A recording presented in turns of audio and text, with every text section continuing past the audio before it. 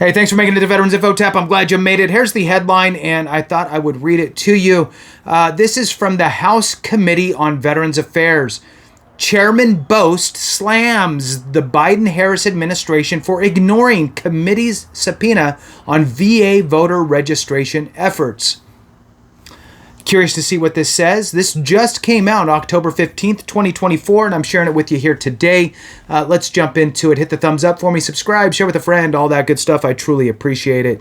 All right, so today, House Committee on Veterans Affairs Chairman Mike Bost released a fourth letter he sent to the Department of Veterans Affairs Secretary Dennis McDonough regarding the Department of Veterans Affairs' failure to comply with the committee's September subpoena of documents related to Executive Order 14019 and its related interagency agreement with the Michigan Department of State.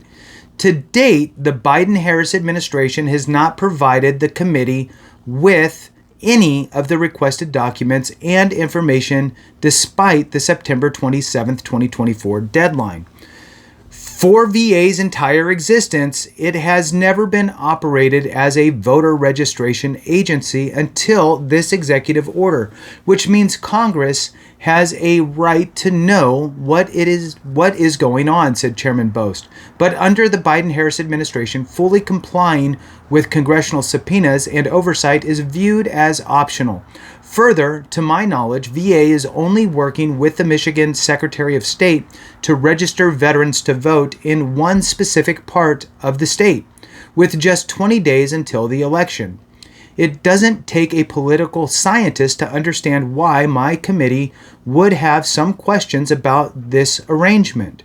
I have been asking for the full story on this issue for months and have acted in good faith to try to get some answers.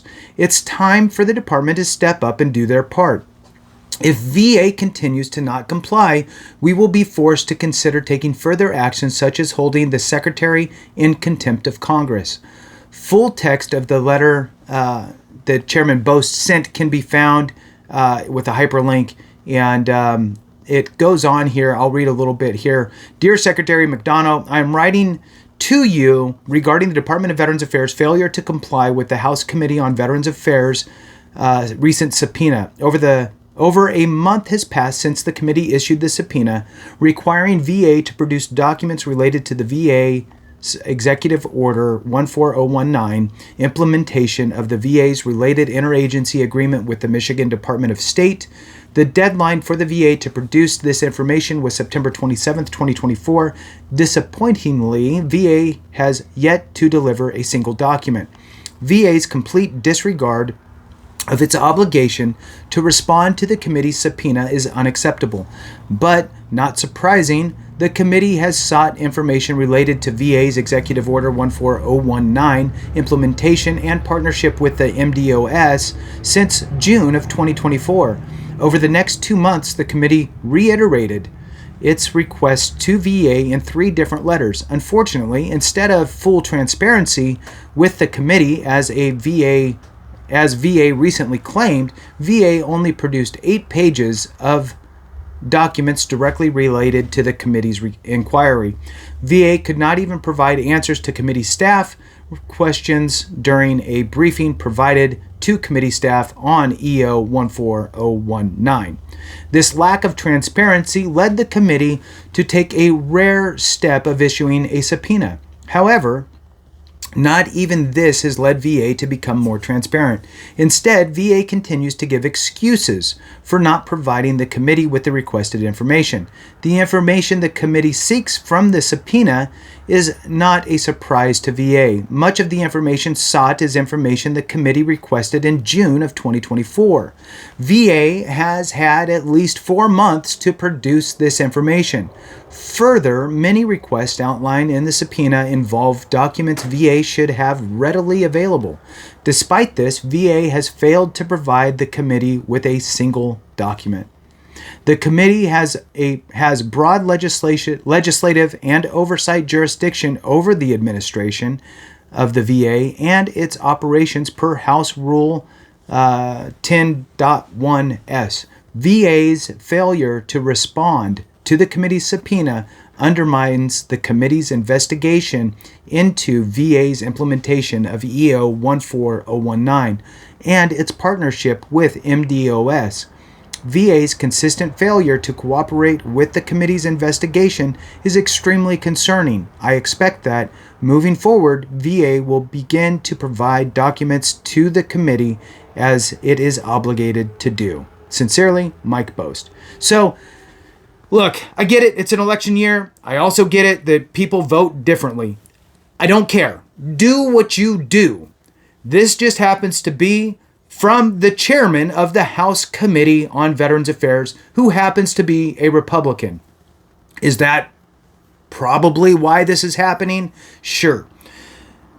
What I think is weird, the only thing that I'm going to talk about on this, and it doesn't matter to me if you're left, if you're right, whatever. You're all veterans. We get our benefits. I'm pro-veteran. I'm pro legislators that are pro-veteran. So here we go. The weird thing about this is, why is it just okay? So there's an executive order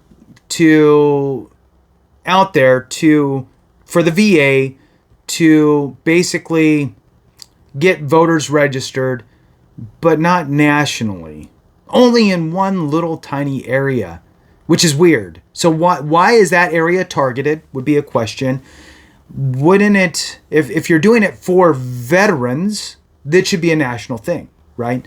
It should be a nationwide, you can get registered at the VA when you're there. That's not a bad thing. Go for that. But why is it in one little tiny area? I'm guessing it's tiny. I mean, I don't really know.